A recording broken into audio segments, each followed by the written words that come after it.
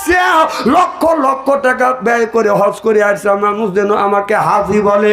এইটাই যদি তোমার এতিজি হয়, এইটাই যদি তোমার মেন্টালিটি হয়, তোমার নামাজ, তোমার রোজা, তোমার হজ আল্লাহর দরবারে কোনোদিন কবুল হবে না, হতে পারে না, হওয়া সম্ভব না। সিল্লাকান ঠিক কিনে। বাবার 40 বিঘা সম্পত্তি, 4টা ছেলে, একটা মেয়ে। বাবা চিন্তা করলেন আমি হজে যাব। এখন যদি আপনার 4টা ছেলের মধ্যে 4টা ছেলেকে 10 বিঘা করে জমি দিলি কয় বিঘে হয়? 40 বিঘার মেয়েকে যদি 1 বিঘে দেয় তাহলে একজনের কম হবে। এবার বাবা মেয়ের কাছে যা বলতেছে, মা আমি তোমার 4 ভাইকে আমি 40 বিঘা জমি লিখে দেবো, আর তোমার জন্য মক্কায় যে আমি দোয়া করব, ওই হাজির কপালে আমি ডাইন পার দেই। হ্যাঁ, তুই তো হক নষ্ট করলি।